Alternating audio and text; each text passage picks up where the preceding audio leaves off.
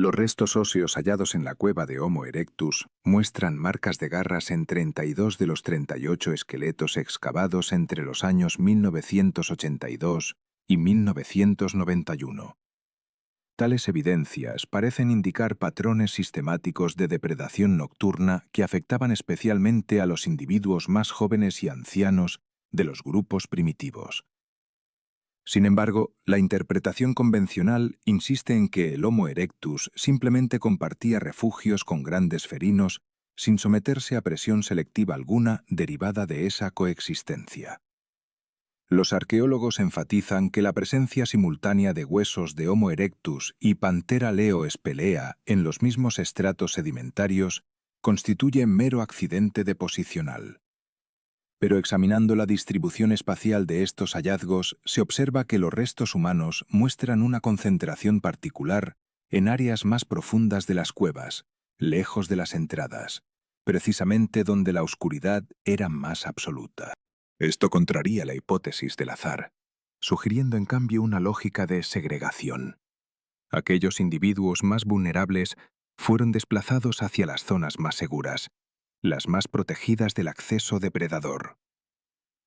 La investigación conductual basada en la anatomía del ojo humano, específicamente en la densidad de bastones retinianos y en el tamaño pupilar relativo, revela que nuestros ancestros contaban con capacidades visuales nocturnas apenas marginalmente superiores a las de los humanos modernos. Esto implica que durante millones de años, el Homo erectus y sus predecesores experimentaban una vulnerabilidad cognitiva aguda cuando desaparecía la luz solar. Neurocientíficos españoles han cuantificado esta desventaja. Un león moderno, en condiciones de oscuridad total, posee una visión aproximadamente 20 veces superior a la de un humano contemporáneo. Para un Homo erectus, cuyo volumen craneal promediaba los 950 centímetros cúbicos frente a los 1300 del humano actual, esa brecha sería incluso mayor. Las excavaciones sistemáticas realizadas en el yacimiento de Zhoukoudian, cerca de Pekín, entre 1923 y 1937, bajo dirección del paleontólogo sueco Johan Gunnar Andersson, revelaron una estratificación compleja de cenizas y restos carbonizados que inicialmente fue interpretada como evidencia del primer uso del fuego controlado por el Homo erectus. Aceptase como verdad consagrada que hace aproximadamente 1.400.000 años, en esta región específica de lo que hoy es China, la especie había aprendido a dominar el fuego de manera deliberada, controlada, reproducible. Los científicos ortodoxos arguyen que el fuego fue adoptado únicamente con propósitos culinarios, para hacer digerible la carne cruda, y eventualmente para calefacción durante períodos de frío. No obstante, el análisis contemporáneo de las capas sedimentarias muestra discontinuidades significativas en las acumulaciones de ceniza. Durante períodos amplios, aparentemente de varios miles de años, no existe evidencia alguna de fuego, solo alternancia entre depósitos estériles y capas con restos calcinados. Esto sugiere un patrón de dependencia errática, posiblemente cíclica, frente a la ignición. Tal comportamiento no concuerda con un dominio tecnológico firme, sino más bien con una relación de necesidad desesperada. Los datos disponibles indican que el fuego, antes de convertirse en herramienta de supervivencia versátil, fue inicialmente un mecanismo de defensa exclusivamente nocturno. Los investigadores han documentado patrones de quemaduras en los fragmentos óseos de fauna depredadora de Zhoukoudian. Los restos de Panthera leo spelea, en particular, muestran carbonización periférica pero no central, lo que apunta a que los felinos fueron ahuyentados del fuego sin ser cazados ni consumidos. Durante el lapso de 3 millones de años, desde aproximadamente hace 4.100.000 años hasta hace 1.100.000 años, la presencia de fuego en contextos asociados con Homo erectus fue circunstancial, interrumpida, insegura. Documentos paleontológicos procedentes de la región de Turkana, en Kenia, excavados bajo supervisión de Richard Leakey entre 1972 y 1989, muestran esqueletos de Homo erectus con deformaciones patológicas que corresponden a trauma nocturno repetido. Una serie de vértebras lumbares, conservadas en el Museo Nacional de Nairobi, presentan fracturas sanadas mal en 17 puntos distintos en un único espécimen, sugiriendo que el individuo fue atacado repetidamente durante periodos de vigilia nocturna involuntaria. La narración estándar sostiene que tales lesiones resultan de caídas accidentales, de comportamiento agresivo intraespecífico o de enfrentamientos con presas grandes durante actividades cinegéticas. Empero, la geometría de las fracturas, reproducible solo mediante impacto lateral de alto ángulo, es inconsistente con caídas simples. Además, análisis de estrías microscópicas en los huesos muestran marcas de compresión que coinciden específicamente con las dentaduras de carnívoros de tamaño medio, hienas, leopardos y, ocasionalmente, leones jóvenes. Diversos antropólogos suizos han argumentado que la predación selectiva sobre Homo erectus fue particularmente severa durante ventanas temporales de transición ecológica, cuando la sabana africana experimentaba cambios de cobertura vegetal. Hace aproximadamente 2.200.000 años, durante el Pleistoceno temprano, la reducción de la cobertura arbórea en toda la región subsahariana expuso a los Homo erectus a entornos más abiertos y, consecuentemente, a mayor visibilidad durante las horas diurnas, pero también a una dependencia más aguda del refugio después del atardecer.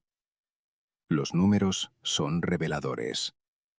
Se estima que la mortalidad por depredación entre poblaciones de Homo erectus alcanzaba el 35% en generaciones sucesivas durante estos periodos de exposición ambiental máxima. Comparativamente, la mortalidad por depredación entre Australopithecus afarensis, el ancestro anterior, era del 18%. La diferencia no es trivial. Representa un aumento del 94% en la presión selectiva derivada de la depredación nocturna entre especies sucesivas. En lo recóndito de cuevas descubiertas en la región de Atapuerca, España, específicamente en el nivel estratigráfico denominado Aurora Stratum, fechado mediante técnicas de espectrometría de masas en 380.000 años antes del presente, fueron hallados esqueletos de Homo antecessor, la especie precursora del Homo neanderthalensis, dispuestos de manera patentemente ritual alrededor de un hogar centralizado. Tales disposiciones no son consistentes con deposición casual o natural. Los antropólogos españoles que supervisan estas excavaciones desde 1990 han documentado la presencia de pigmentos oxidados de óxido de hierro en 6 de los 11 esqueletos, lo que sugiere aplicación intencional de colorantes. La interpretación canónica sostiene que estos pigmentos fueron aplicados con propósitos simbólicos o identificadores de estatus social. Algo distinto emerge, sin embargo, cuando se examinan las proporciones. Todos los individuos pintados murieron durante meses invernales, época en la cual la oscuridad diaria se extendía aproximadamente 15 horas en esa latitud, el paralelo 42 norte. Ninguno de los 6 individuos marcados con pigmento mostró evidencia de heridas de predación. Contrariamente, el quinto de los esqueletos sin coloración presentaba laceraciones severas consistentes con ataque nocturno por carnívoro grande. Una hipótesis alternativa, rara vez mencionada en literatura académica principal, propone que los pigmentos rojos funcionaban como repelentes visuales, sustancias cuya aplicación seguía patrones estacionales ligados directamente a los períodos de máxima extensión nocturna. La química de tales pigmentos muestra capacidades reflectivas especiales bajo baja luminosidad, propiedades que no serían apreciables bajo luz diurna, pero que volverían al cuerpo más visible y menos predable para ojos adaptados a luz escasa. Investigadores franceses de la Universidad de Bordeaux han demostrado experimentalmente que grandes felinos, cuando se exponen a superficies pintadas con óxido de hierro bajo luminosidad equivalente a luz lunar, manifiestan patrones de comportamiento evasivo similares a los que muestran ante fuego abierto. Esto no es coincidencia. El pigmento rojo, a ciertas frecuencias de longitud de onda, genera un efecto de perturbación cognitiva en depredadores grandes mediante estimulación de estructuras corticales defensivas ancestrales.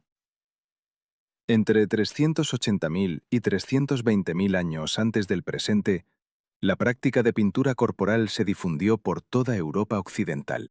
El registro arqueológico muestra concentraciones de ocre rojo, manganeso negro y ocasionalmente amarillo limonita en depósitos de ocupación del Homo neanderthalensis. Las cantidades son enormes. En el sitio de Le Moustier, en Francia, se recuperaron más de 43 kilogramos de pigmento en depósitos correspondientes a 60.000 años de ocupación continua. Para comparación, sitios de Homo sapiens moderno temprano del mismo período y región muestran menos de 6 kilogramos de pigmento en depósitos equivalentes. Esto sugiere que el Homo neanderthalensis poseía una dependencia química y psicológica por estos materiales coloreados que los humanos modernos no replicaban.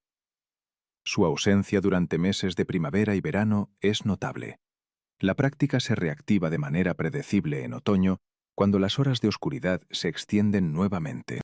Excavaciones conducidas en el yacimiento de Blåbellum, en lo profundo de las cuevas de piedra caliza de Etiopía, fechadas entre 200.000 y 170.000 años antes del presente, revelaron depósitos de madera quemada en disposición circular concéntrica, lo que indica construcción deliberada de defensa mediante fuego.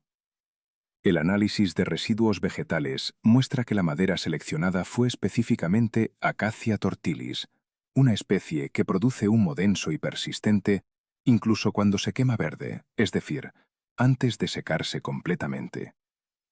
Semejante selección no es accidental. Fue la consecuencia de ensayo y error repetido a lo largo de miles de años. El humo actúa como barrera química disuasiva para depredadores grandes. Su olor activa centros olfatorios de alarma en Panthera leo y Crocuta crocuta, la hiena manchada. Los arqueólogos etíopes que trabajan en Blåbellum desde 1995 han identificado patrones de reabastecimiento de combustible que sugieren vigilancia nocturna organizada. Alrededor de cada hogar circular se descubrieron depósitos de ramitas distribuidas a intervalos de aproximadamente 100 centímetros, como estaciones de almacenamiento estratégico. La cantidad de madera disponible en estos depósitos sería suficiente para mantener un fuego constante durante 11 a 13 horas consecutivas, coincidiendo exactamente con la duración de la oscuridad nocturna durante los solsticios de invierno en esa latitud, el paralelo 9 norte. Ningún sistema similar aparece en depósitos de Homo sapiens posteriores, lo que implica que durante más de 180.000 años, el Homo erectus tardío y el Homo heidelbergensis, su sucesor directo, experimentaron una organización social estructurada exclusivamente en torno a la defensa nocturna sistemática. Tales estructuras de almacenamiento de combustible no aparecen en el registro arqueológico de Homo sapiens temprano hasta hace menos de 40.000 años, y aún entonces solo en regiones de alta latitud donde la oscuridad es más extrema. Esto sugiere que una vez que la anatomía cerebral del Homo sapiens alcanzó cierto umbral de capacidad cognoscitiva, la necesidad de dependencia táctica en torno a la oscuridad disminuyó dramáticamente. El cerebro moderno poseía nuevas herramientas, memoria episódica más potente, capacidad de abstracción mejorada y, crucialmente, la habilidad de conceptualizar la oscuridad futura de manera anticipatoria. Esto liberó a la especie de la servidumbre fisiológica del miedo nocturno. Restos recuperados en la isla de Flores, Indonesia, procedentes del contexto de ocupación de Homo floresiensis entre 90.000 y 50.000 años antes del presente, muestran adaptaciones anatómicas indicativas de una relación transformada con la nocturnidad. El volumen craneal de Homo floresiensis promediaba 440 centímetros cúbicos, significativamente más pequeño que el de cualquier otra especie humana conocida. Pero su anatomía ocular muestra una expansión relativa del cristalino y una multiplicación del número de células ganglionares retinianas que proporciona una sensibilidad lumínica incrementada. No obstante, las implicaciones son contradictorias. Una población aislada geográficamente en una isla tropical, donde la duración del día es relativamente constante durante el año entero, no debería experimentar presión selectiva en favor de mejora visual nocturna. Sin embargo, allí está. La evidencia ósea y paleontológica es inequívoca. La explicación convencional apunta a la predación de Komodo, el dragón de Komodo, Varanus komodoensis, como fuente de presión selectiva. Presuntamente, la especie humana miniaturizada desarrolló sus adaptaciones visuales nocturnas como respuesta a esta amenaza. Pero los datos temporales no concuerdan. Homo floresiensis y Varanus komodoensis fueron contemporáneos en la isla de Flores, pero el registro fósil demuestra que el dragón de Komodo alcanzó su tamaño actual de 3 metros de longitud y masa de 300 kilogramos solo hace aproximadamente 3.000 años, muy posterior a la extinción de Homo floresiensis, hace 50.000 años. Durante los 90.000 a 50.000 años de coexistencia, los dragones de Komodo eran significativamente más pequeños, promediando apenas 120 centímetros de longitud. Entonces, ¿qué fuente de depredación nocturna explica la inversión metabólicamente costosa en células visuales mejoradas? La respuesta yace en el registro paleontológico más antiguo de la isla. Antes de la llegada de Homo floresiensis, la isla de Flores albergaba a Stegodon, un proboscideo extinto de tamaño colosal que pesaba hasta 5 toneladas. Aunque Stegodon se extinguió hace 80.000 años, dejó tras sí un legado ecológico. Grandes felinos ya extintos, específicamente un panterino no identificado de tamaño comparable a Pantera leo moderno, persistió en la isla hasta hace aproximadamente 60.000 años. Este depredador, reconstruido a partir de marcas de depredación halladas en esqueletos de Homo floresiensis, fue capaz de ejercer una presión selectiva extraordinaria durante los primeros 30.000 años de ocupación humana de la isla. Los antropólogos holandeses que estudian flores desde 1989 sugieren que Homo floresiensis, incapaz de competir con otros grandes homínidos en Europa o África debido a su pequeño tamaño, encontró en Flores un refugio ecológico donde su enanismo era una ventaja. Sin embargo, el costo de esta ocupación fue una exacerbación de la vulnerabilidad nocturna. El depredador felino de la isla, si bien más pequeño que los leones africanos, era proporcionalmente más peligroso para una presa de talla reducida. La respuesta evolutiva fue la intensificación de las capacidades visuales nocturnas. Pero incluso estos avances anatomofisiológicos no fueron suficientes. Los esqueletos de Homo floresiensis muestran marcas de herida antemortem que sugieren enfrentamientos violentos con depredadores, con una incidencia de trauma del 47% en adultos. Esto es el doble de la tasa de trauma observada en Homo erectus de África. La población de Homo floresiensis vivía en miedo nocturno amplificado, compensado parcialmente por adaptaciones visuales incrementadas pero nunca completamente aliviado. Los datos paleoantropológicos del Pleistoceno intermedio, comprendido entre 230.000 y 30.000 años antes del presente, revelan un patrón consistente de migración humana exclusivamente hacia cuevas y refugios naturales durante las horas de penumbra. Análisis de secuencias sedimentarias en docenas de sitios, desde España hasta Levante y África del Norte, muestran discontinuidades claras entre depósitos de ocupación diurna en espacios abiertos y ocupación nocturna en refugios cavernosos. Los investigadores británicos del University College London han realizado dataciones por luminiscencia estimulada ópticamente de sedimentos procedentes de 39 sitios arqueológicos europeos. Los hallazgos son dramáticos.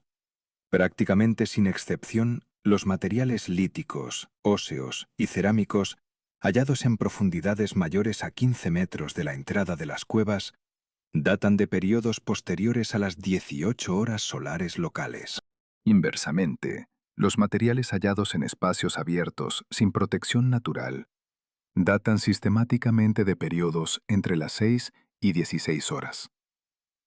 Esto no es coincidencia estadística, es patrón comportamental consolidado. Para contexto, debe recordarse que durante el Pleistoceno intermedio, la latitud más extrema alcanzada por Homo neanderthalensis era aproximadamente el paralelo 55 norte, equivalente a la latitud de Londres o San Petersburgo contemporáneos. En tales latitudes, durante el solsticio de invierno, la oscuridad se extiende 18 a 19 horas consecutivas.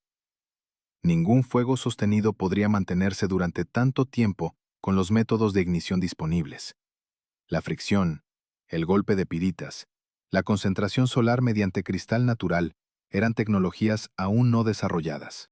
El Homo neanderthalensis estaba condenado a someterse a periodos amplios de oscuridad casi total, durante los cuales debía permanecer inmóvil, dentro de refugios cavernosos, vigilante pero impotente.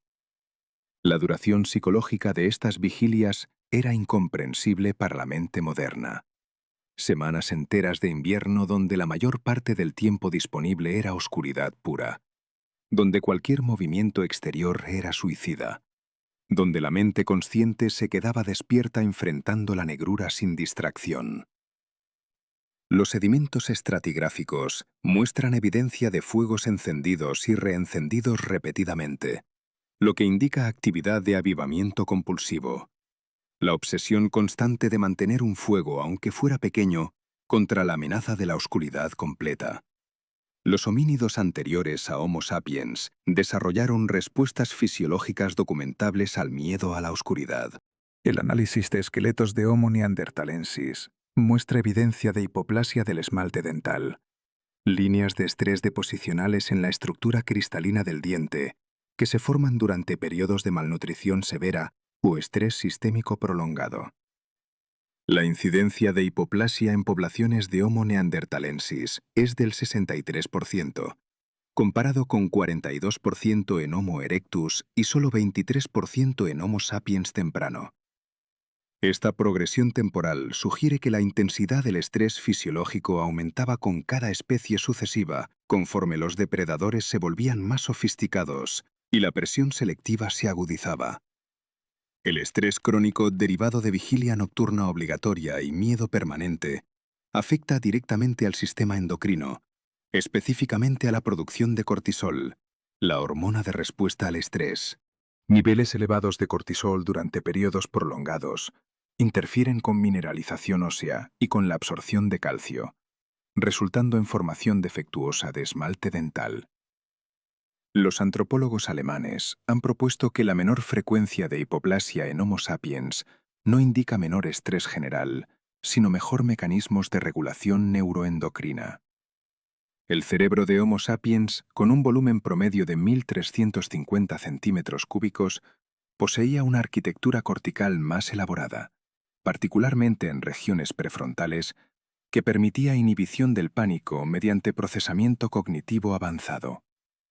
Lo que Homo neanderthalensis experimentaba como amenaza existencial inmediata, Homo sapiens podía conceptualizar como fenómeno temporal abstracto, conociendo racionalmente que el Sol retornaría. Esta capacidad de abstracción cognitiva fue, paradójicamente, la misma que permitió a Homo sapiens imaginar soluciones más allá del fuego material. Instrumentos de hueso tallado, descubiertos en cuevas de El Castillo en España, con antigüedad de 121.000 años, muestran disposiciones que no tienen explicación basada en funcionalidad utilitaria. 100 de estos instrumentos, preservados en el Museo de Altamira, presentan patrones de incisión paralela distribuidos en secuencias de 3 a 17 líneas por instrumentos. Cuando se disponen en orden cronológico de deposición estratigráfica, las líneas muestran progresión ordenada. Se comienzan con 3 líneas, incrementándose de manera sistemática hasta alcanzar 17. Investigadores españoles han interpretado estas marcas como sistemas de conteo. Quizás registro del paso de días, de ciclos lunares, de periodos de vigilia nocturna. Si esta interpretación es correcta, entonces Homo neanderthalensis no solo experimentaba miedo a la oscuridad, sino que lo documentaba, lo registraba. Lo hacía consciente mediante simbolismo grabado. Esto implica un nivel de autoconciencia perturbador. La especie sabía que experimentaba miedo, sabía que el miedo perseguía, y buscaba exteriorizar esa experiencia interna mediante marcas en materia tangible. El acto de grabar líneas en un hueso es un acto de comunicación diferida. No es dirigido a otro individuo presente, sino a uno futuro, posiblemente a uno mismo futuro, después de un intervalo temporal. Homo neanderthalensis, hace 121.000 años, estaba quizás intentando hablarle a su yo futuro, diciéndole mediante marcas incisas: reconozco mi miedo, documento su persistencia, afirmo mi existencia mediante su registro. No hay prueba de que otros animales realizaran tal cosa. Incluso los primates modernos, con sus capacidades cognitivas impresionantes, no crean símbolos diferidos de manera tal. Los monos saben miedo en el presente inmediato, pero no poseen el aparato mental para hacer del miedo una categoría abstracta, susceptible de documentación. Homo neanderthalensis, en cambio, parece haber cruzado un umbral psicológico. El miedo se volvió objeto de contemplación intelectual. El contexto geográfico de estos desarrollos no fue aleatorio. La distribución de poblaciones de Homo erectus muestra una pauta clara. La mayor densidad de ocupación se encontraba en latitudes medias, entre el paralelo 20 y 40 norte. En tales latitudes, la duración del día varía de manera modesta a través del año. En el paralelo 30, la diferencia máxima entre día más largo e invierno más corto es aproximadamente 6 horas. Semejante variación es manejable mediante adaptación conductual simple. Sin embargo, cuando Homo erectus tardío y sus sucesores comenzaron a migrar hacia latitudes mayores, hacia el paralelo 45, 50, incluso 55 norte, la presión selectiva se intensificó de manera dramática. En el paralelo 50 norte, correspondiente a la latitud de Pomerania o Gran Bretaña, la oscuridad de invierno dura 16 a 17 horas. En el paralelo 55, donde se han hallado evidencias de ocupación de Homo neanderthalensis en Rusia occidental, la oscuridad alcanza 19 horas. Tales duraciones de oscuridad son psicológicamente devastadoras. La arquitectura cognitiva ancestral, heredada de millones de años de primates diurnos, no posee mecanismos de afrontamiento para tales condiciones. El miedo no es irracional, es adaptativo. Pero cuando el miedo debe perseguir durante 19 horas consecutivas, sin oportunidad de acción, sin posibilidad de escape, comienza a transformar la estructura misma de la psique. Líneas de exposición arqueológica en el yacimiento de Molodova, en Ucrania, mostraron patrones de construcción arquitectónica que sugieren diseño defensivo específico contra depredación nocturna.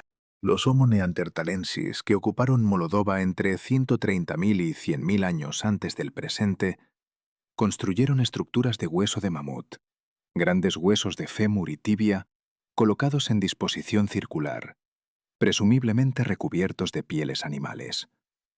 Estos refugios, excavados bajo supervisión soviética entre 1964 y 1973 y reexcavados posteriormente, medían aproximadamente 4 metros de diámetro y presentaban aberturas únicas orientadas hacia el este, hacia el punto de salida solar.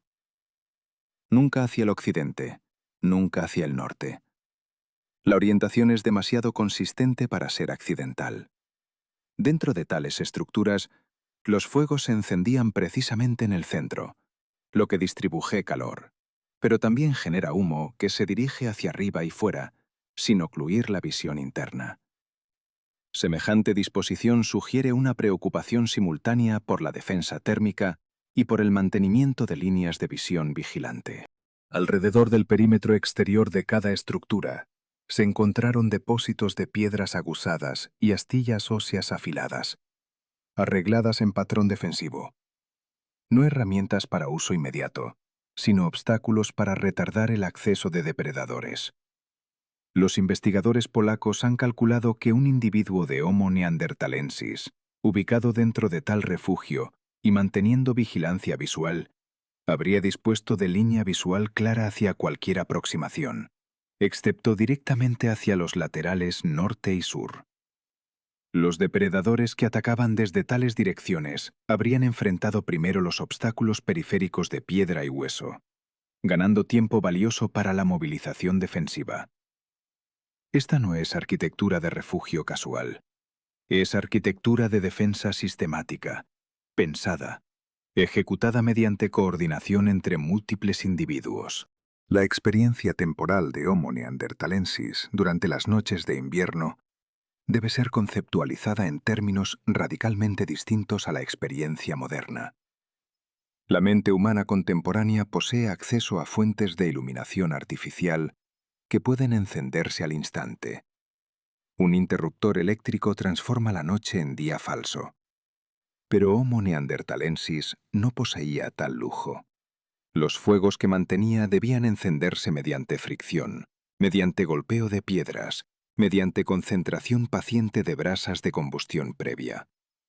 Tales procesos requieren tiempo, materiales específicos, habilidad aprendida. Si un fuego se extinguía, la reignición podría tomar horas. Durante esas horas, la oscuridad era completa, sin matices. Los estudios modernos sobre privación sensorial total muestran que después de aproximadamente 30 minutos de oscuridad completa, la mente comienza a alucinar. Después de 2 horas, las alucinaciones se vuelven persistentes y perturbadoras. Homo neanderthalensis. Enfrentando noches de 19 horas durante meses invernales, estaba experimentando privación sensorial extrema de manera regular. Su mente debía estar generando alucinaciones visuales compulsivas durante porciones sustanciales de cada noche. Investigadores contemporáneos de la Universidad de Estocolmo han documentado que individuos sujetos a tales regímenes de privación sensorial desarrollan cambios neuroquímicos permanentes en la vía serotoninérgica y dopaminérgica. Semejantes cambios se asocian con alteraciones en la percepción del tiempo, con episodios depresivos, con síntomas compatibles con trastorno de estrés postraumático. Pero Homo neanderthalensis no disponía de diagnóstico para tales condiciones. No tenía vocabulario para articularlas. Simplemente las padecía, generación tras generación, con la misma inevitabilidad que una enfermedad endémica en una población.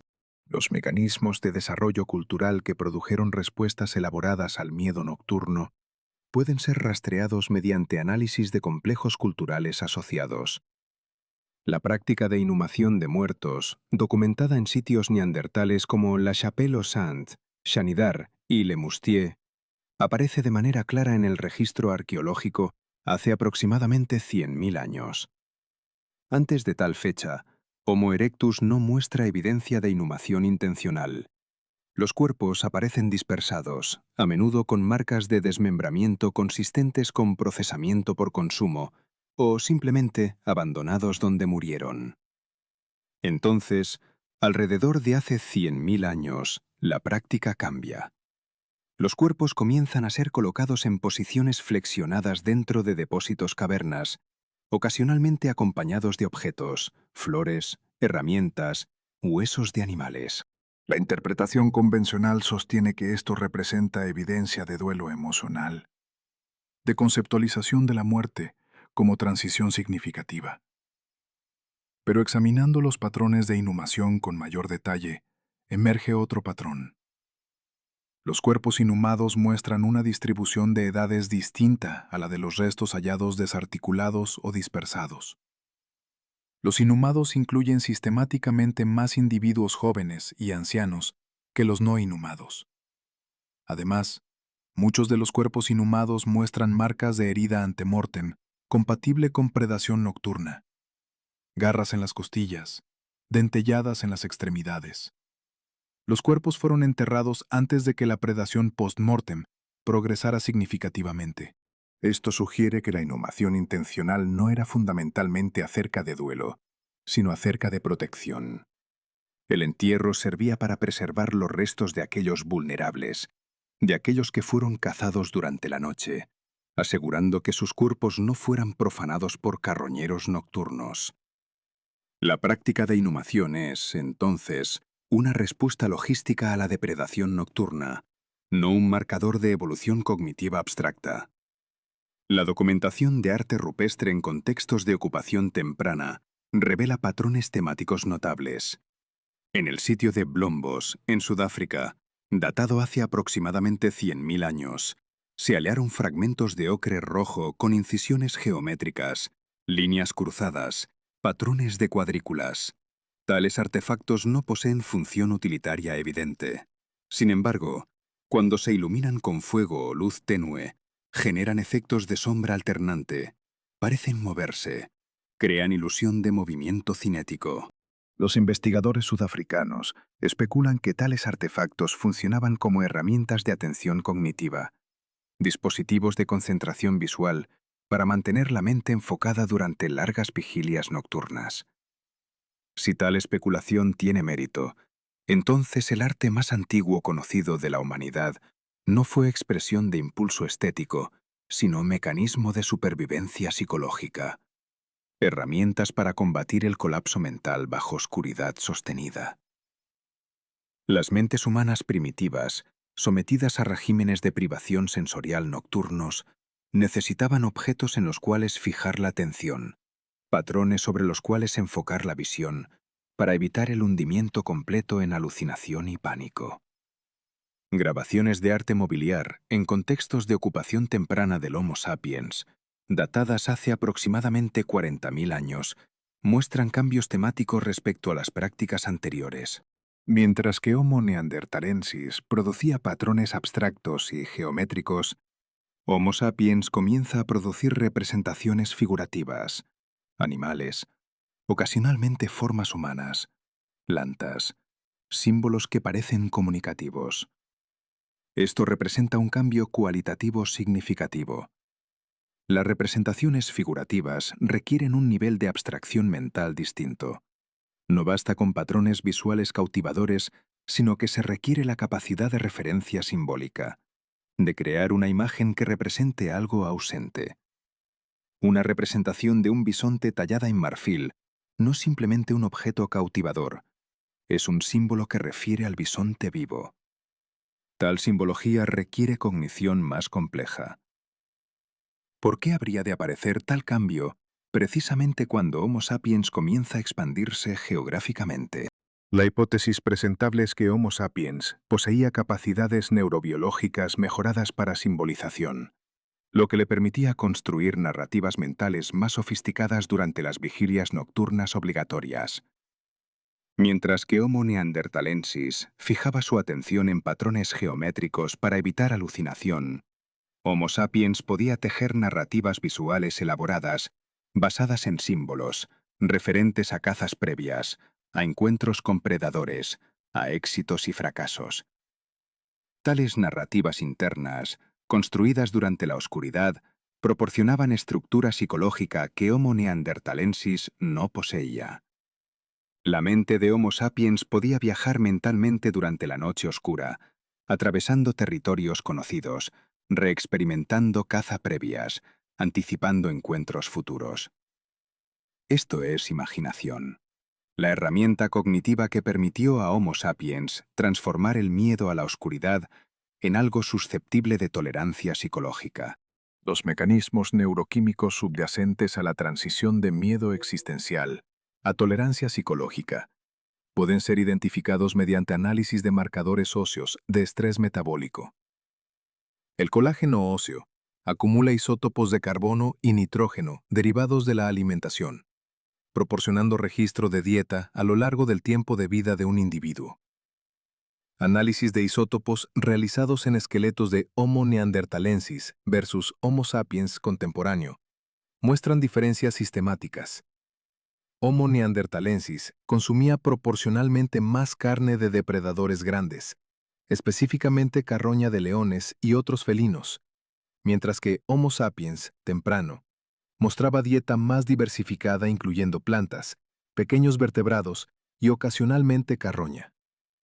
Esta diferencia tiene implicaciones químicas profundas. Carroña, particularmente carroña de depredadores, contiene niveles elevados de aminas biógenas, compuestos nitrogenados que afectan neuroquímica cerebral. Consumo crónico de tales compuestos Altera la producción de monoaminas, afectando serotonina, dopamina y noradrenalina. Los investigadores nórdicos han sugerido que Homo neanderthalensis, mediante consumo persistente de carroña de depredadores, estaba inadvertidamente automedicándose, ingiriendo compuestos que modulaban su respuesta al estrés. Aunque crudo, semejante medicación podría explicar cómo Homo neanderthalensis soportó durante milenios la presión psicológica del miedo nocturno sin colapso civilizacional completo. Homo sapiens temprano, mediante su dieta más diversificada y más focalizada en plantas, evitaba tal medicación inadvertida, lo que significaría que experimentaría el miedo a la oscuridad con mayor intensidad, pero también con mayor claridad cognitiva. Esta claridad cognitiva podría haber impulsado el desarrollo más rápido de respuestas culturales y tecnológicas elaboradas. Las evidencias de comportamiento religioso o ritual dirigido al miedo nocturno pueden ser identificadas en contextos funerarios y de arte. En el sitio de Sungir, en Rusia central, datado hace 30.000 años, fueron hallados esqueletos de Homo sapiens adornados con decenas de cuentas de marfil, dispuestas en patrones que cruzan el cuerpo. Tales cuentas no eran simples adornos, muchas muestran signos de desgaste persistente, sugiriendo que fueron usadas durante la vida del individuo, no agregadas post-mortem. Considerando que Sungir está ubicado al paralelo 55 norte, donde la oscuridad invernal alcanza 19 horas, el peso significativo de marfil alrededor del cuerpo pudo haber servido propósitos rituales específicamente relacionados con protección nocturna. El marfil es fosforescente bajo ciertas condiciones de luz tenue, emitiendo un brillo fantasmal cuando se expone a luminiscencia débil.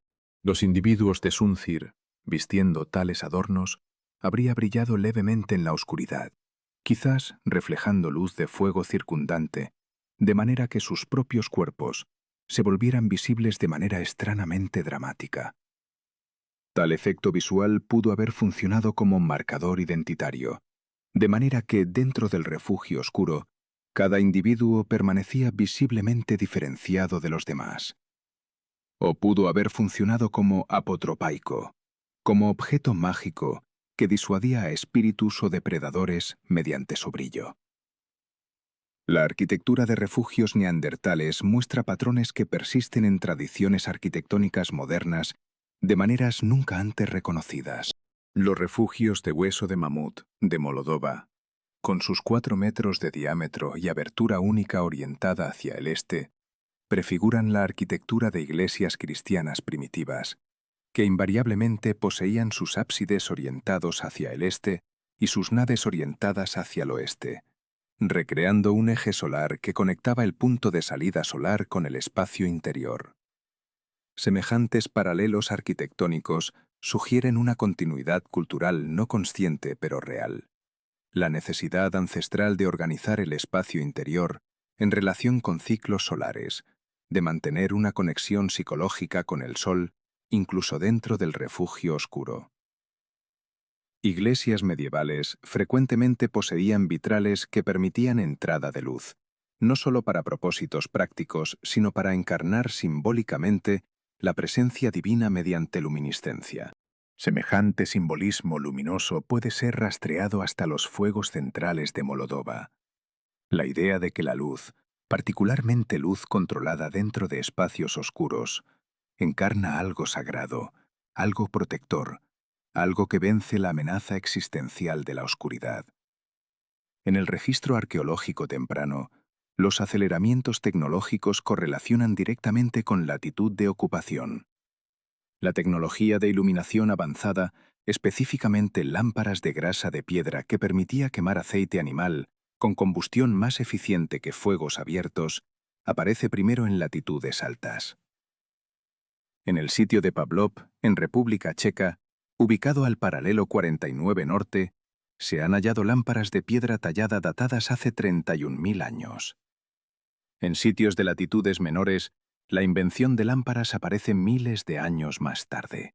En el África subsahariana, donde la duración invernal de oscuridad nunca excede aproximadamente 12 horas, Las lámparas de piedra no aparecen hasta hace 19.000 años, miles de años después de su invención en latitudes nórdicas.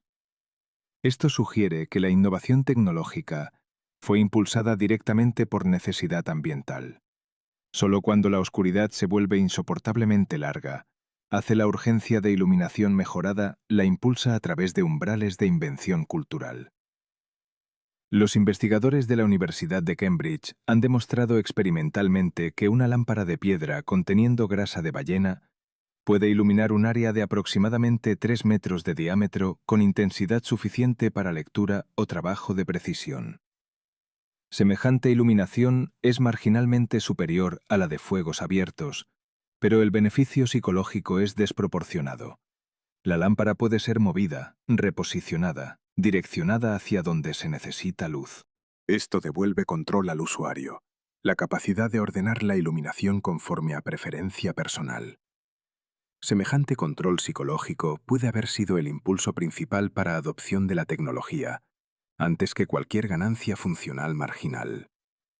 Inscripciones rupestres de la era mesolítica, posteriores a 10.000 años antes del presente, muestran dramatización de escenas de caza que incorporan elementos visuales sugiriendo iluminación nocturna. En la Cueva de los Milagros, en Andalucía, España, se hallan pinturas de ciervos perseguidos por cazadores humanos, representadas en manera que sugiere que la caza ocurría después del atardecer. Los animales están dibujados en posiciones que indican huida confundida. Los cazadores portan en sus manos representaciones claramente iconográficas de fuego, líneas radiantes que emanan de puntos en sus manos. Semejante representación sugiere que la caza nocturna, utilizando fuego para iluminación y posiblemente para estupefacción de presas, se había convertido en práctica establecida. Tal innovación representaría un punto de inflexión significativo, la transformación de la obscuridad de amenaza existencial a herramienta de caza. Los ciervos, siendo animales crepusculares altamente sensibles a luz repentina, quedan desorientados cuando se exponen a fuego brillante en la oscuridad. Un cazador portando fuego ganaba ventaja táctica significativa sobre una presa que evolucionó para funcionar óptimamente durante penumbra crepuscular, no bajo iluminación repentina en oscuridad completa. Esta estrategia de caza nocturna requiere no solo invención técnica de lámparas o antorchas, sino también transformación psicológica. El cazador debe superar el miedo ancestral a la oscuridad lo suficiente como para entrar deliberadamente en ella portando únicamente fuego. Semejante coraje adquirido, basado en conocimiento técnico y confianza en herramientas manufacturadas, marca un punto de transición en la relación humana con la nocturnidad. Los cambios en la estructura ósea del cráneo entre Homo neanderthalensis y Homo sapiens ofrecen indicios anatómicos sobre transformación en procesamiento cognitivo. El neocórtex de Homo sapiens es proporcionalmente más grande que el de Homo neanderthalensis, particularmente en regiones frontotemporales. Tales regiones están asociadas con procesamiento de memoria episódica, planificación futura y teoría de la mente. Un neocórtex más expansivo permite construcción mental más sofisticada de escenarios hipotéticos. Esto significa que Homo sapiens podía imaginarse a sí mismo en situaciones futuras, anticipando amenazas e ideando soluciones preventivas con mayor sofisticación que sus predecesores. Específicamente, durante vigilias nocturnas, Homo sapiens podía construir mentalmente narrativas de encuentros futuros con depredadores, ensayar respuestas estratégicas dentro del teatro de la mente, prepararse psicológicamente para amenazas que podrían o no ocurrir. Semejante ensayo mental, bajo condiciones de privación sensorial, es cognoscitivamente agotador, pero también fortalecedor. El individuo que ha enfrentado un encuentro con un predador en su mente está parcialmente preparado para el encuentro en realidad. Los investigadores de psicología deportiva moderna han demostrado que ensayo mental de rendimiento mejora ejecutoria real en aproximadamente 35%. Para un cazador nocturno ancestral, tal mejora en preparación mental podría haber significado diferencia entre vida y muerte. El lenguaje, como sistema de comunicación simbólica, debe haber experimentado transformación significativa en relación con necesidades de procesamiento nocturno. La narrativa oral requiere capacidades lingüísticas especializadas. El narrador debe mantener coherencia lógica a través de pasajes de tiempo, debe señalar relaciones causales, debe transmitir información sensorialmente ausente. Estos son requisitos más complejos que los de lenguaje instrumental simple utilizado para coordinación de caza o advertencia de peligro inmediato. El desarrollo de narrativa oral, probablemente durante períodos de vigilia nocturna, donde la comunicación entre individuos dentro del refugio oscuro debía mantenerlos conectados y enfocados, habría impulsado evolución del lenguaje hacia mayor complejidad sintáctica y simbólica. Los investigadores del Instituto Max Planck han argumentado que la explosión de complejidad lingüística en Homo sapiens, visible en arqueología por abrupto cambio en diversidad de herramientas y práctica cultural hace 40.000 años, refleja una revolución cognitiva.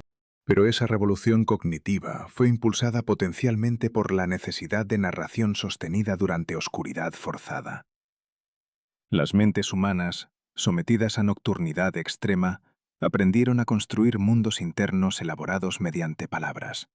Mundos que podían ser compartidos, expandidos, transmitidos de generación a generación.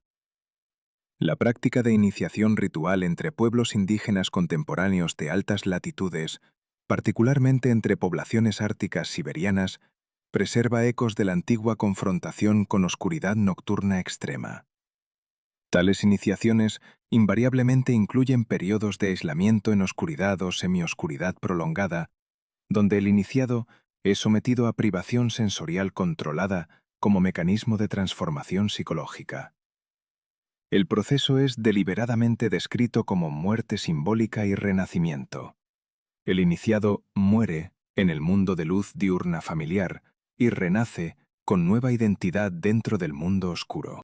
Semejante lenguaje ritual, preservado a lo largo de miles de años, posiblemente encarna una memoria cultural de la transformación primordial que enfrentó Homo sapiens cuando expandió su ocupación hacia latitudes donde la oscuridad invernal alcanzaba extremes.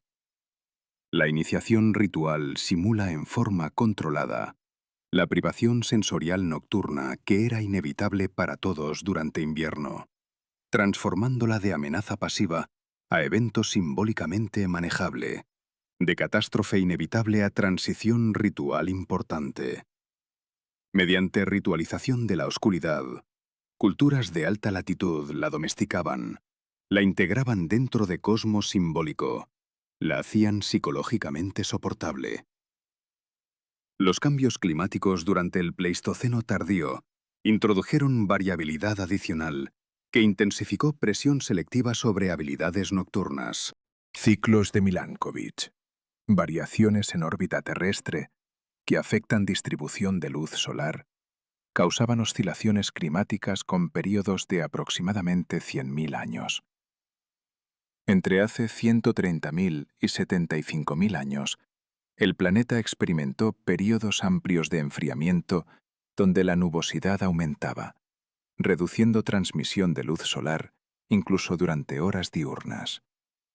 Los sedimentos paleoclimáticos muestran que en tales períodos, la intensidad de luz disponible durante el día se reducía en aproximadamente 30 a 40%. Esto significa que la distinción entre día y noche se volvía gradual, difusa. No había transición abrupta de oscuridad a luz, sino períodos prolongados de penumbra. Semejante condición ambiental es cognitivamente desestabilizadora.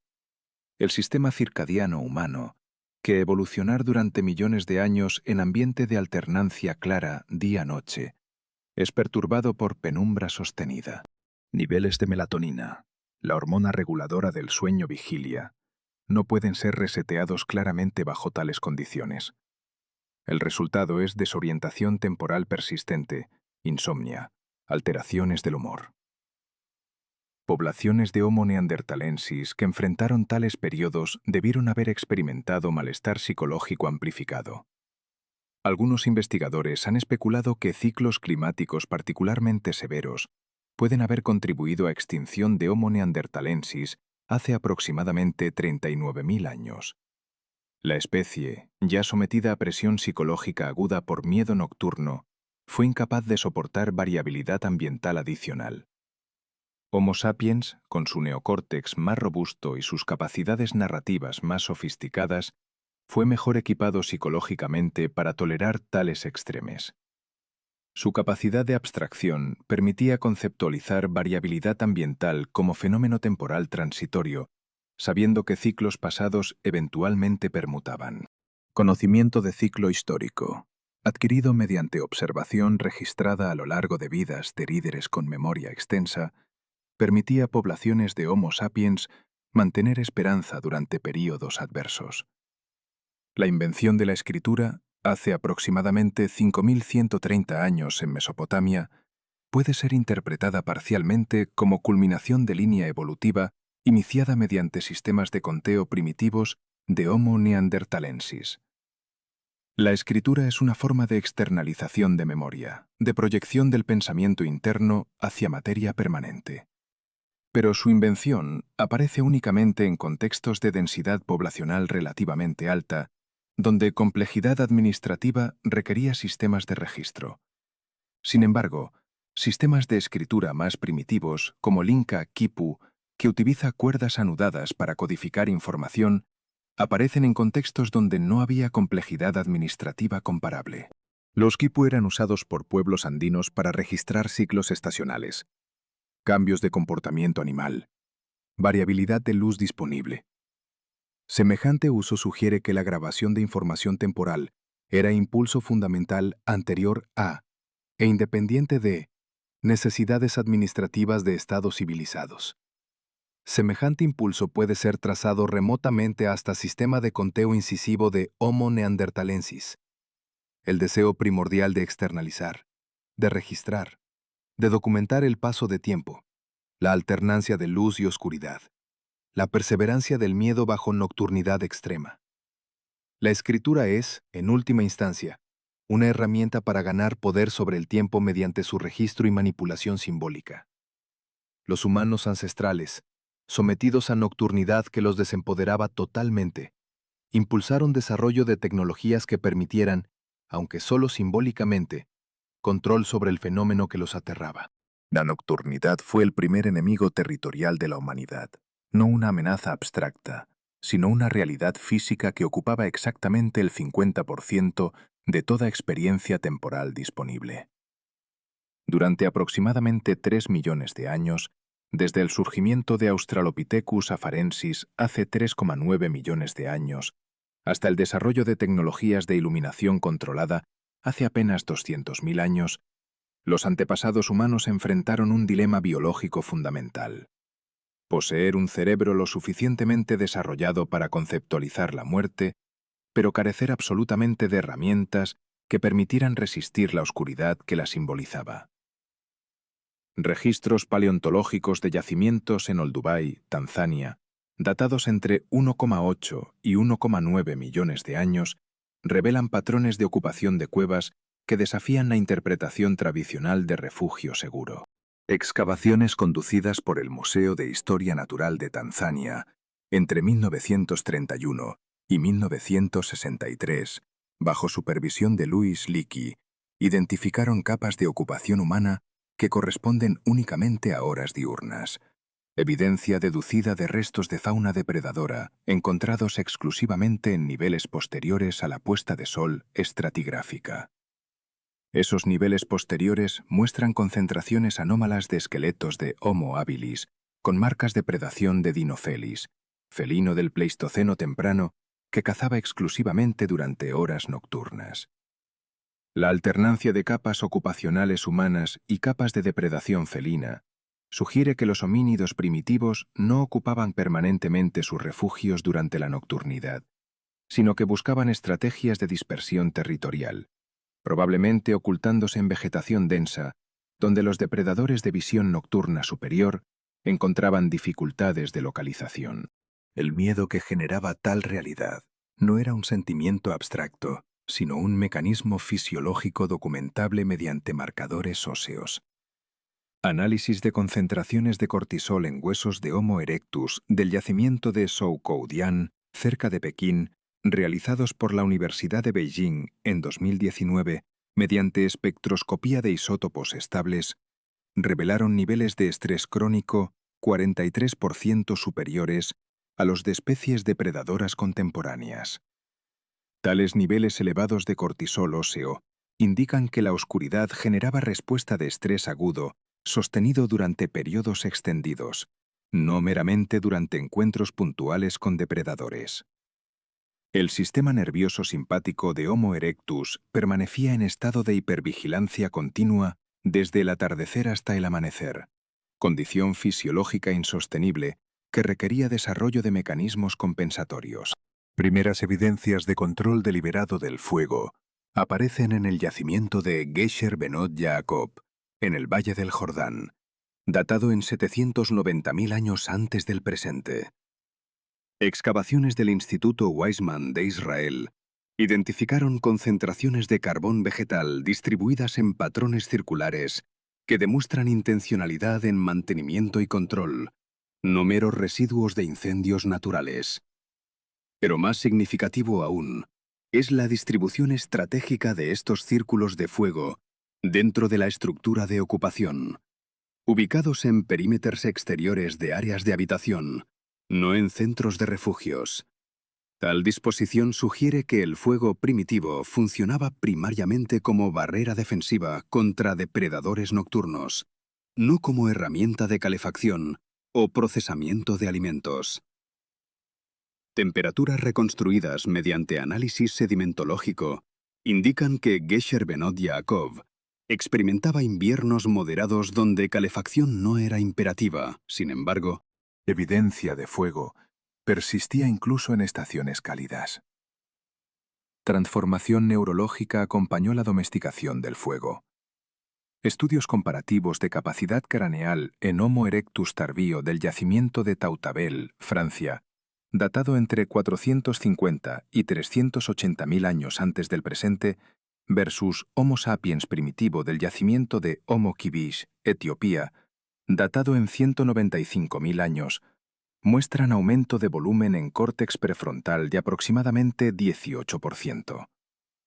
Aquella región específica del cerebro es responsable de planificación temporal, imaginación de escenarios futuros y construcción de narrativas abstractas.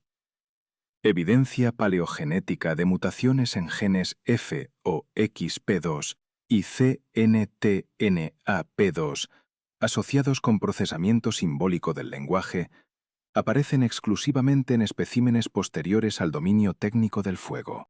La hipótesis que surge del análisis de tales datos es que la capacidad de controlar la oscuridad mediante fuego generó presión selectiva que favoreció desarrollo de sistemas cognitivos capaces de proyectar tiempo, imaginar futuros y construir narrativas que explicaran y controlaran simbólicamente la amenaza que el fuego mismo había comenzado a domesticar. Cueva de Chauvet, ubicada en las gargantas del Ardèche, en Francia meridional, preserva evidencia de transformación radical en relación de humanos con oscuridad.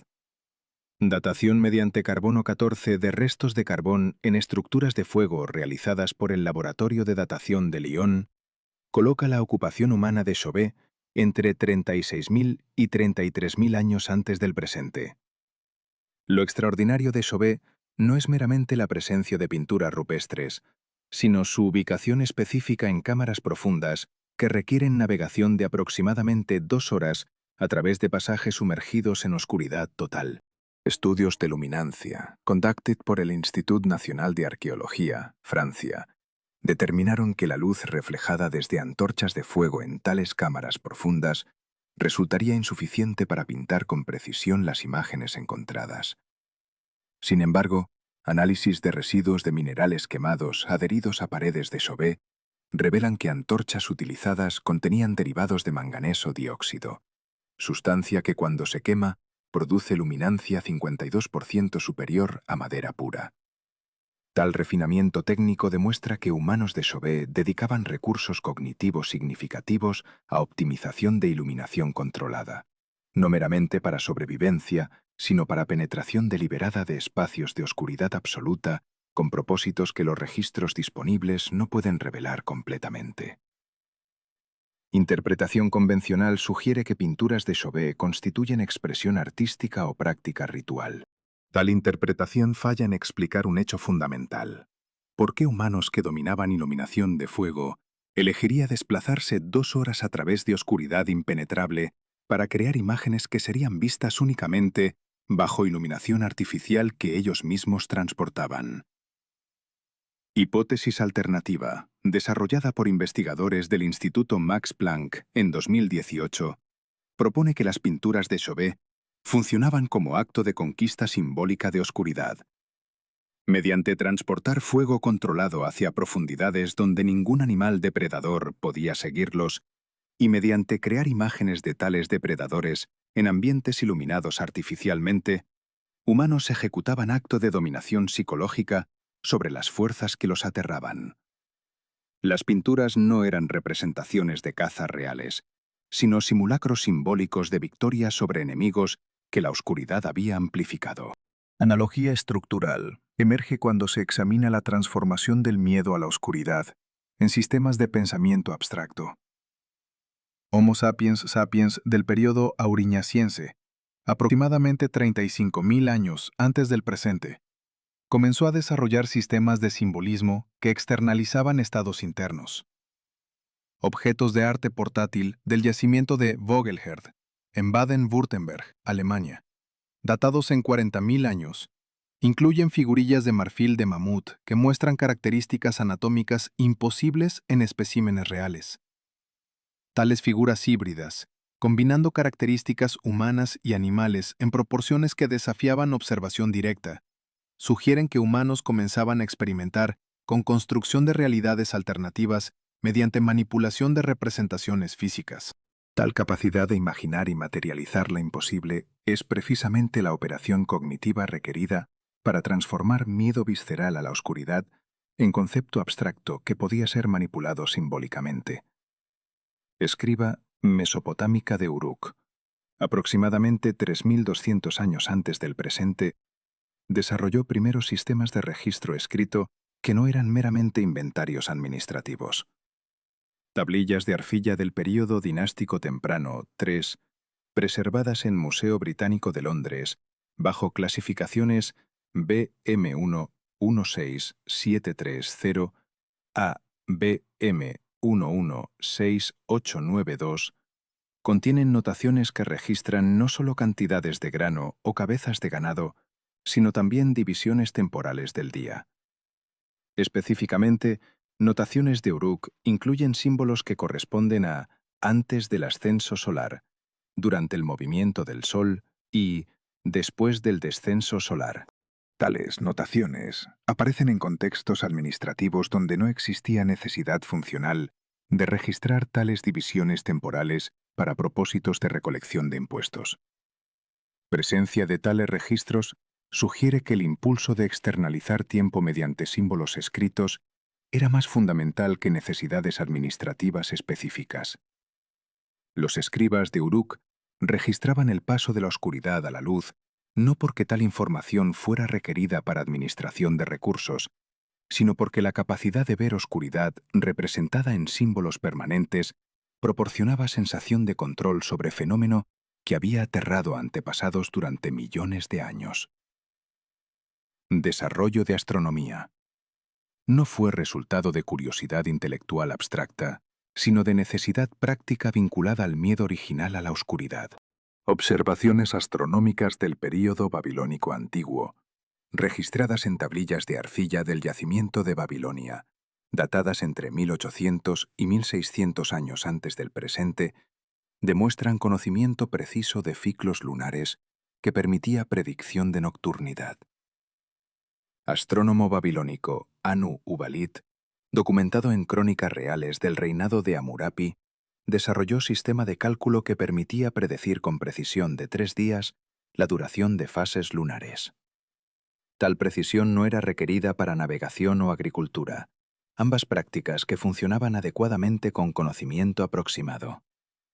Sin embargo, capacidad de predecir exactamente cuándo llegaría la nocturnidad más profunda, cuándo la luna estaría ausente, permitía a poblaciones babilónicas prepararse psicológicamente y materialmente para períodos de oscuridad máxima.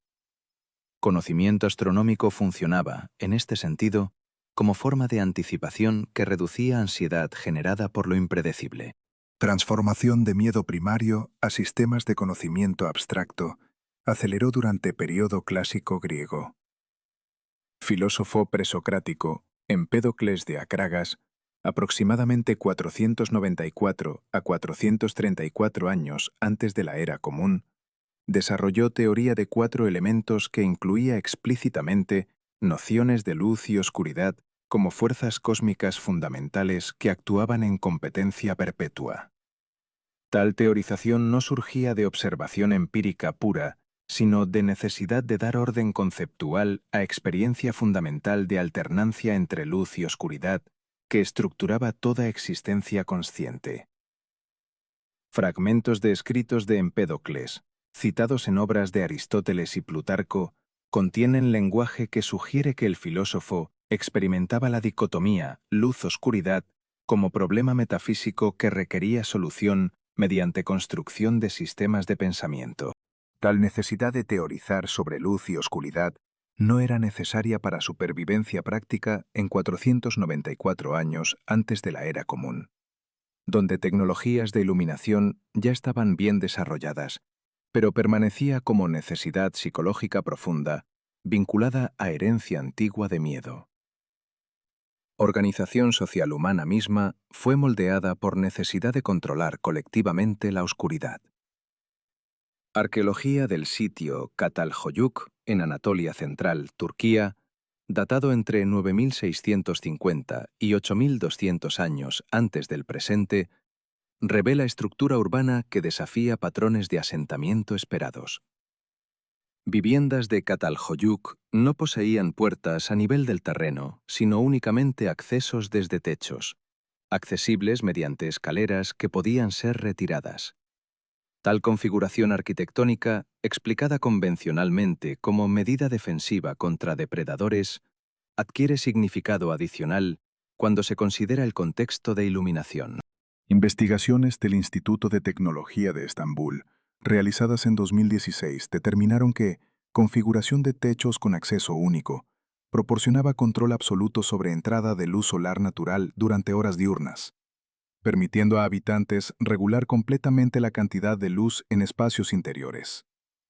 Simultáneamente, arquitectura de Çatalhöyük proporcionaba defensa contra depredadores nocturnos que no podían penetrar estructuras elevadas. Tal confluencia de funciones sugiere que la organización espacial humana primitiva servía simultáneamente a necesidades de defensa contra depredadores y a necesidad psicológica de control sobre luz y oscuridad. Simbolismo religioso en civilizaciones antiguas reflejaba transformación del miedo primario a la oscuridad en sistemas de pensamiento abstracto. Mitología egipcia antigua, registrada en textos de pirámides datados entre 2400 y 2300 años antes del presente, contiene narrativa central de Ra, dios solar, que cada noche navegaba por el Duat, el inframundo, en barca sagrada, luchando contra serpiente Apophis, que personificaba caos y oscuridad. Tal narrativa no era meramente historia de entretenimiento, sino cosmología que servía función psicológica específica: proporcionar explicación ordenada y controlable de fenómeno de oscuridad nocturna. Sacerdotes egipcios realizaban rituales durante la noche que se suponía asistían simbólicamente al dios Ra en su lucha contra Apophis, permitiendo así a participantes humanos transformar experiencia pasiva de miedo a la oscuridad en acción ritual que proporcionaba sensación de agencia. Tal transformación de pasividad en agencia era operación psicológica fundamental que permitía a humanos sobrevivir psicológicamente bajo régimen de nocturnidad inevitable. Desarrollo de escritura alfabética en Levante, aproximadamente 1700 años antes del presente. Representó simplificación radical de sistemas de escritura previos que permitió democratización del conocimiento escrito. Pero tal democratización no ocurrió simultáneamente en todas civilizaciones que poseían tecnologías previas de escritura. Egipto antiguo mantuvo sistema de jeroglíficos durante aproximadamente 3000 años después de que Levante adoptara alfabeto, a pesar de que alfabeto era claramente superior en términos de eficiencia. Explicación convencional atribuye tal resistencia a conservadurismo cultural o inversión en sistemas previos. Hipótesis alternativa, desarrollada por historiador David Wengrow en trabajos recientes, sugiere que el mantenimiento de jeroglíficos complejos servía función de control social vinculada a control de conocimiento sobre oscuridad y luz. Jeroglíficos egipcios incluían símbolos especializados para representar conceptos de nocturnidad, iluminación y fenómenos celestes que eran imposibles de representar con eficiencia en sistemas alfabéticos. Mediante mantener un sistema de escritura que requería entrenamiento especializado para ser descifrado, clase sacerdotal egipcia mantenía monopolio sobre conocimiento relacionado con control simbólico de oscuridad. Arquitectura de templos egipcios reflejaba tal obsesión con control de luz y oscuridad. Templo de Karnak, construido durante período del Imperio Nuevo entre 1570 y 1070 años antes del presente, bajo supervisión de múltiples faraones, incluyendo Amenhotep III y Ramsés II, fue diseñado con precisión astronómica extraordinaria. Eje central del templo fue alineado de tal forma que durante solsticio de verano, luz solar penetraba exactamente el santuario más interno del templo, iluminando imagen de Dios Amun-Ra durante exactamente 19 minutos. Tal precisión no era accidental, sino resultado de cálculos astronómicos extremadamente sofisticados, realizados por sacerdotes que habían dedicado décadas de observación a comprensión de movimiento solar. Arquitectura del templo transformaba ascenso del sol cada 24 horas en evento predecible que podía ser celebrado mediante ritual. Tal celebración ritual transformaba experiencia de ansiedad diaria por llegada de la oscuridad en experiencia de alegría por retorno de la luz. Operación psicológica que permitía a población entera participar en transformación de miedo primario a celebración ritualizada. Transporte de conocimiento sobre control de luz y oscuridad entre civilizaciones antiguas ocurrió mediante canales que historias convencionales frecuentemente ignoran. Comerciantes fenicios que navegaban por Mediterráneo entre 1500 y 300 años antes del presente transportaban no solamente mercancías materiales, sino también conocimiento técnico sobre iluminación. Registros de puertos fenicios en Sidón, Tiro y Biblos contienen referencias a comercio de aceite especial que se quemaba en lámparas, aceite que provenía de plantas específicas que producían llama más brillante y más estable que aceites comunes. Análisis químico de residuos encontrados en vasijas fenicias del Museo de Beirut revelan presencia de compuestos de sulfuro que habrían mejorado cualidades de combustión de aceites disponibles. Tales mejoras técnicas de iluminación no eran secretos guardados, sino conocimiento ampliamente compartido entre comerciantes que entendían que venta de iluminación mejorada era actividad comercial lucrativa. Mediante tal comercio, tecnologías de control de oscuridad se difundieron desde centros de innovación original hacia poblaciones periféricas que de otra forma no habrían tenido acceso a tal conocimiento. Isla de Malta proporciona caso de estudio extraordinario de cómo miedo a la oscuridad estructuraba arquitectura y organización social. Templos de Malta, datados entre 3600 y 2500 años antes del presente, fueron construidos mediante técnica que involucraba excavación de espacios subterráneos profundos combinados con estructuras superficiales. Excavaciones conducidas por la Universidad de Malta bajo supervisión de David Bowen entre 2001 y 2015 revelaron que templos subterráneos de Malta contenían sistemas de ventilación que permitían penetración controlada de luz natural desde superficie mediante conductos que dirigían luz solar a cámaras específicas. Tal sistema permitía a sacerdotes controlar exactamente cuáles espacios permanecían en oscuridad, cuáles recibían iluminación parcial y cuáles recibían iluminación completa. Configuración de templos malteses sugiere que el control sobre luz y oscuridad dentro de estructuras religiosas proporcionaba control psicológico sobre experiencia de nocturnidad fuera de templos.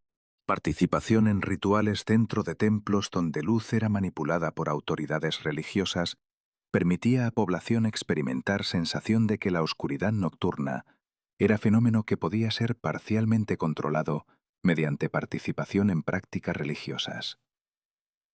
Transición del medievo temprano al medievo pleno en Europa occidental. Aproximadamente entre 500 y 1000 años de la Era Común, fue acompañada por transformación dramática en relación de humanos con oscuridad. Monasterios cristianos que proliferaron durante tal periodo desarrollaron práctica de división del día en horas canónicas que estructuraban completamente la existencia diaria. Horarium monástico, codificado en regla de San Benito alrededor de 530 años de la Era Común, dividía el día en 8 períodos de oración distribuidos uniformemente a lo largo de 24 horas, incluyendo 2 períodos durante horas nocturnas. Tal división requería que monjes se despertaran durante la noche para participar en servicio religioso de maitines, efectivamente transformando la nocturnidad de período de descanso pasivo en período de actividad ritualizada. Tal reorganización del tiempo nocturno mediante ritual religioso proporcionaba estructura psicológica que reducía ansiedad, generada por oscuridad inevitable. Monasteris también fueron primeros lugares en Europa medieval donde iluminación artificial persistente fue mantenida durante horas nocturnas. Monasterios utilizaban velas de sebo y posteriormente velas de cera para mantener iluminación durante servicios nocturnos, tal que la iglesia monástica permanecía iluminada durante la noche, creando espacio donde la oscuridad exterior podía ser experimentada como fenómeno separado de la iluminación interior controlada. Desarrollo de relojes mecánicos durante periodo medieval tardío, específicamente en siglo XIII en Europa occidental, fue resultado directo de necesidad de dividir tiempo de forma más precisa de lo que variación de luz solar permitía. Primer reloj mecánico documentado, instalado en Catedral de Canterbury en 1283. Fue descrito en crónicas de monje Henry de Istri como dispositivo que permitía que la comunidad religiosa mantuviera horario fijo de servicios independientemente de condiciones de luz disponibles. Tal tecnología revolucionaria permitió a humanos por primera vez en historia crear medida de tiempo que era completamente independiente de posición del Sol. Significancia de tal innovación no puede ser sobreestimada. Permitió que la nocturnidad dejara de ser periodo de desorganización temporal, donde tiempo parecía fluir de forma diferente, y se convirtiera en periodo de tiempo medible y predecible. Capacidad de saber exactamente qué hora era durante la noche, mediante consulta de reloj mecánico, proporcionaba control psicológico fundamental sobre la experiencia de oscuridad. Invención de la imprenta por Johannes Gutenberg, alrededor de 1440 en Maguncia, Alemania, transformó la relación entre conocimiento escrito y control de oscuridad. Antes de la imprenta, libros eran objetos raros producidos mediante copia manual, disponibles únicamente para élites con acceso a monasterios y bibliotecas. Gutenbergs Biblia de 42 líneas, primera obra importante impresa con tipos móviles, produjo aproximadamente 180 copias que fueron distribuidas a iglesias y bibliotecas a través de Europa. Tal distribución masiva de textos permitió que conocimiento sobre fenómenos naturales, incluyendo ciclos astronómicos que explicaban alternancia de luz y oscuridad, se difundiera más ampliamente. Libros impresos sobre astronomía y ciencia natural se convirtieron en objetos accesibles a clases mercantiles y educadas que no eran miembros del clero, efectivamente democratizando el acceso al conocimiento que permitía comprensión racional de oscuridad como fenómeno natural predecible en lugar de misterio amenazante. Revolución científica del siglo XVI y XVII, con figuras como Copérnico, Galileo y Newton, transformó comprensión de oscuridad de fenómeno metafísico amenazante en fenómeno físico que obedecía leyes matemáticas predecibles.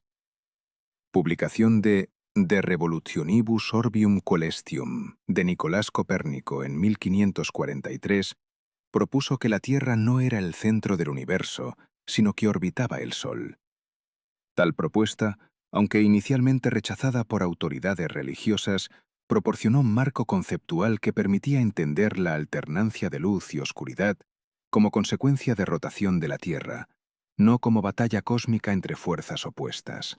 Galileo Galilei, mediante invención del telescopio alrededor de 1608, permitió observación directa de que la Luna recibía luz del Sol y que las fases lunares eran resultado de ángulos de iluminación solar cambiantes.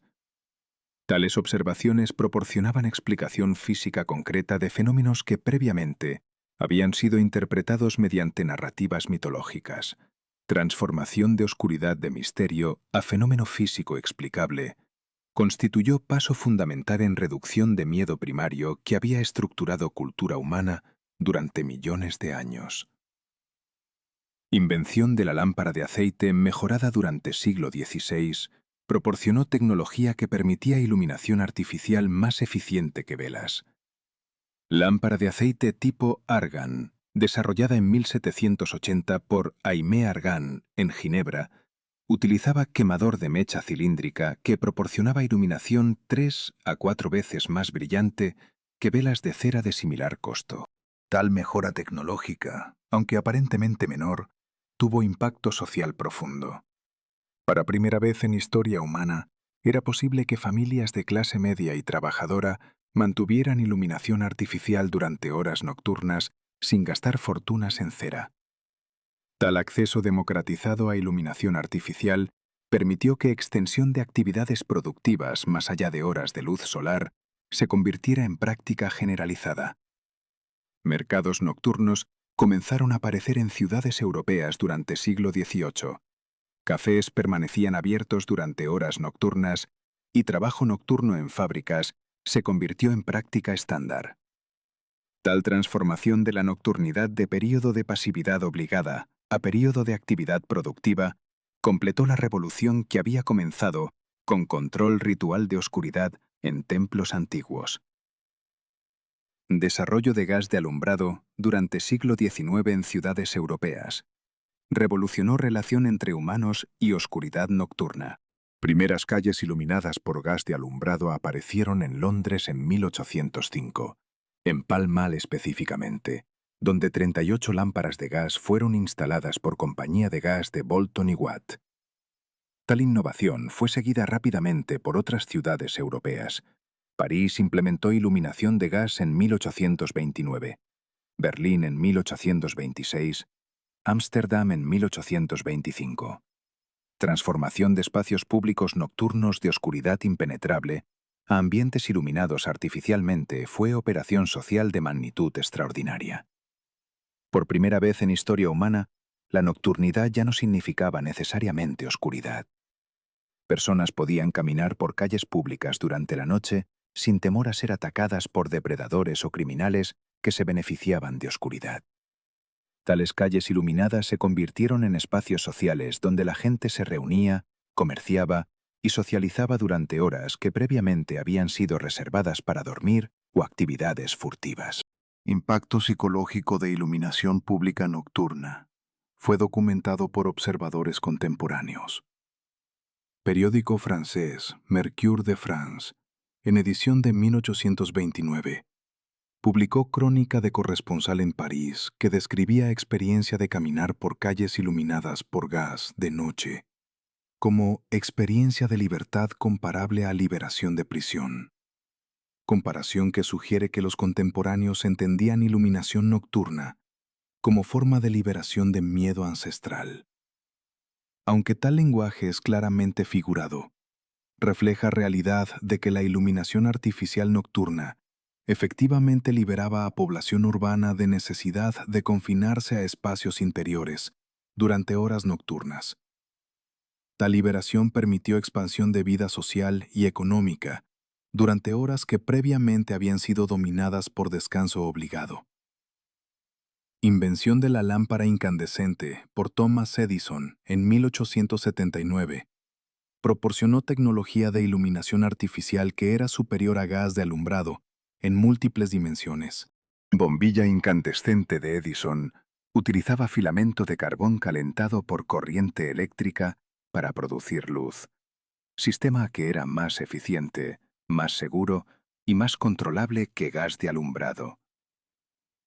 Electrificación de ciudades occidentales durante finales del siglo XIX y principios del siglo XX permitió que iluminación artificial se volviera disponible en prácticamente todos espacios públicos y privados.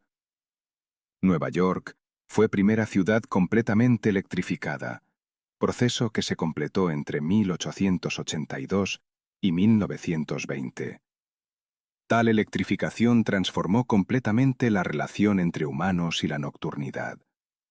La noche ya no era período de oscuridad inevitable, sino período que podía ser iluminado con la misma intensidad que el día, si es que así se deseaba. Tal transformación tecnológica completó la revolución que había comenzado cuando los primeros humanos domesticaron el fuego hace 790.000 años. Cambio de horario de verano, implementado por primera vez en Alemania en 1916, como medida de conservación de combustible durante la Primera Guerra Mundial, representó intento de manipular directamente la distribución de luz solar disponible durante horas de actividad humana. Mediante desplazar el reloj una hora hacia adelante en primavera, las autoridades alemanas intentaron asegurar que la mayoría de la población experimentaría más luz solar durante horas de actividad laboral, efectivamente extendiéndose horas de luz disponibles para trabajo productivo. Tal práctica fue adoptada por numerosos países después de 1916, incluyendo Reino Unido, Francia y eventualmente la mayoría de naciones occidentales. Aunque explicación oficial del cambio de horario era conservación de combustible o energía, la práctica reflejaba continuación de impulso ancestral de maximizar disponibilidad de luz durante horas de actividad productiva. Mediante ajuste artificial del reloj, las autoridades modernas continuaban el mismo proyecto que sacerdotes egipcios habían intentado mediante orientación de templos hacia el sol.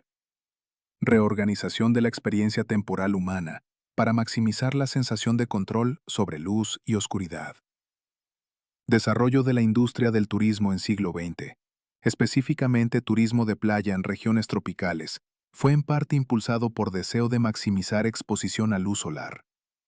Ciudades como Miami, Cancún y Bora Bora fueron desarrolladas como destinos de turismo específicamente porque ofrecían luz solar intensa durante mayor parte del año que climas templados de Europa y América del Norte. Publicidad de tales destinos enfatizaba el brillo y la luminosidad del ambiente tropical, reflejando herencia ancestral de asociación entre luz y seguridad. Aunque los turistas modernos que viajaban a Cancún en 1970 no eran conscientes de que estaban participando en un acto que reflejaba miedo ancestral a la oscuridad, sus preferencias por destinos luminosos reflejaban patrones de preferencia que habían sido codificados en psicología humana durante millones de años de evolución bajo régimen de predación nocturna. Iluminación artificial nocturna contemporánea ha alcanzado niveles de intensidad que habrían sido inimaginables para generaciones anteriores. Fotografías satelitales de la Tierra, tomadas durante horas nocturnas, muestran que aproximadamente un tercio de la población mundial ya no experimenta cielo nocturno completamente oscuro. Ciudades importantes como Nueva York, Tokio, Londres, París y Shanghái emiten tal cantidad de luz artificial durante la noche que es posible leer periódico en cualquier parte de la ciudad, incluso a las 2 de la madrugada. Tal nivel de iluminación artificial nocturna tiene consecuencias ecológicas profundas. Alteración de ciclos circadianos de fauna silvestre, desorientación de aves migratorias, disminución de poblaciones de insectos nocturnos. Pero tal nivel de iluminación también representa culminación de proyecto que había comenzado cuando los primeros humanos domesticaron el fuego. Mediante cubrimiento completo del cielo nocturno con luz artificial, la humanidad moderna ha efectivamente eliminado la nocturnidad en el sentido que había sido experimentada por todos los antepasados humanos. como período de oscuridad impenetrable que generaba miedo visceral. Paradójicamente, tal eliminación técnica de la nocturnidad ha generado nueva forma de miedo. Estudios psicológicos realizados por Universidad Stanford en 2019 encontraron que personas que viven en ciudades altamente iluminadas artificialmente experimentan tasas más elevadas de trastornos del sueño, ansiedad nocturna y depresión que personas que viven en ambientes donde oscuridad nocturna es aún predominante. Tal hallazgo sugiere que la eliminación completa de la nocturnidad no ha eliminado el miedo ancestral, sino que lo ha transformado. La nocturnidad, que había sido miedo primario de exposición a depredadores, ha sido transformada en miedo moderno de insomnia, de falta de sueño reparador, de trastornos circadianos que resultan de exposición constante a luz artificial. Miedo ancestral a la oscuridad ha sido reemplazado por miedo moderno a la luz excesiva. Movimiento de cielo oscuro, que ha ganado momentum durante últimos 20 años, representa reconocimiento implícito de que la eliminación total de la nocturnidad ha tenido consecuencias psicológicas y ecológicas negativas. Ciudades como Tucson, Arizona, Flagstaff, Arizona, y Canarias, España, han implementado regulaciones que limitan iluminación artificial nocturna específicamente para preservar visibilidad de cielo nocturno.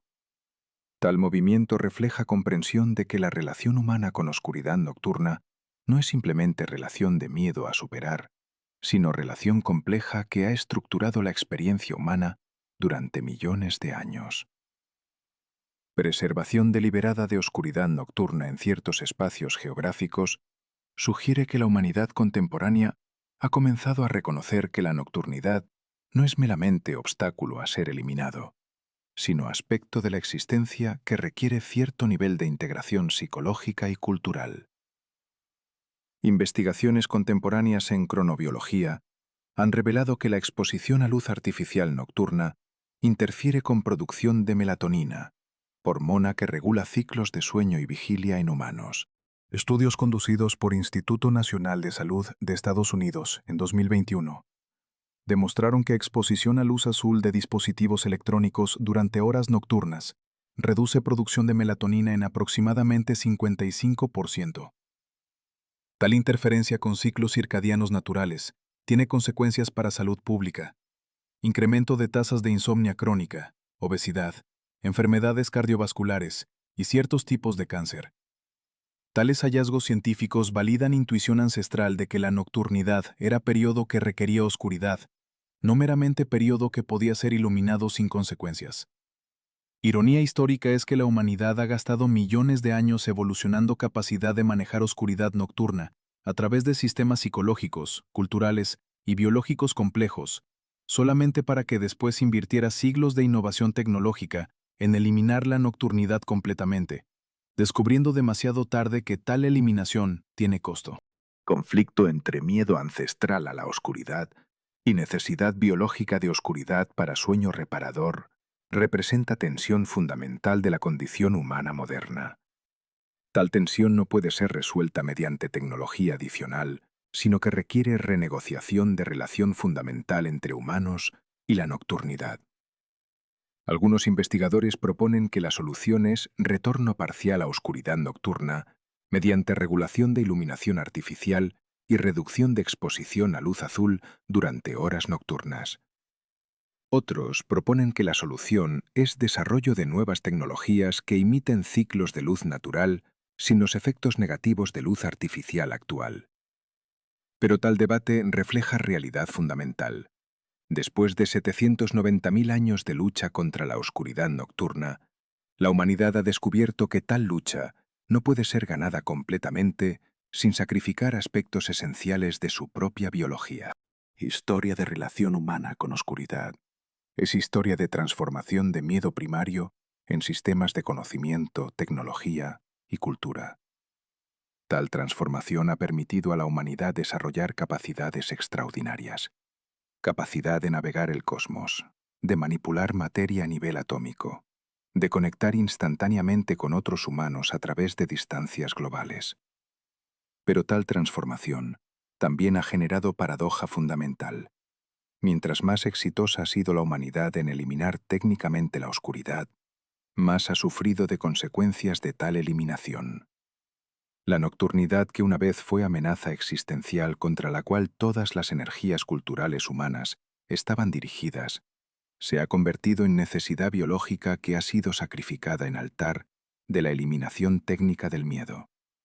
Sombras que cambiaron el rumbo de la historia no eran meramente obstáculos a ser superados, sino fuerzas que moldearon fundamentalmente la estructura de la mente humana. Las tecnologías de iluminación que fueron desarrolladas para combatir tales sombras no fueron invenciones independientes, sino expresiones de necesidad psicológica profunda de transformar miedo visceral en sistemas de conocimiento controlable. La domesticación del fuego, desarrollo de astronomía, invención de relojes mecánicos, electrificación de ciudades, todas estas innovaciones fueron pasos en proyecto continuo de ganar control sobre fenómeno que los antepasados humanos habían experimentado como amenaza existencial. Pero tal proyecto ha llegado a su límite. La eliminación técnica completa de la nocturnidad ha demostrado ser no solución, sino creación de nuevo conjunto de problemas. El reconocimiento de tal realidad paradójica requiere transformación fundamental en cómo la humanidad contemporánea conceptualiza la relación con oscuridad. No se trata ya de proyecto de eliminación, sino de proyecto de integración. La oscuridad nocturna debe ser reconocida no como enemigo a ser derrotado, sino como aspecto de la existencia que debe ser negociado cuidadosamente. Tales negociaciones requieren que la humanidad moderna abandone creencia que ha estructurado toda la historia reciente de la civilización. Creencia de que mayor cantidad de luz es siempre mejor, que la oscuridad es siempre enemigo, que el progreso consiste en eliminación cada vez más completa de la nocturnidad. En profundidades de cuevas oscuras de Chauvet, donde antepasados humanos hace 35.000 años transportaban fuego controlado para crear imágenes de los depredadores que los aterraban, se puede ver el acto fundacional de la cultura humana: transformación de miedo en conocimiento, de pasividad en agencia, de amenaza en representación simbólica. Tal acto fue necesario y profundamente significativo. Pero después de 35.000 años de refinamiento continuo de tal acto, después de domesticación del fuego, desarrollo de astronomía, invención de electricidad, la humanidad debe reconocer que tal acto, aunque fue necesario, ha alcanzado su culminación y debe ser superado.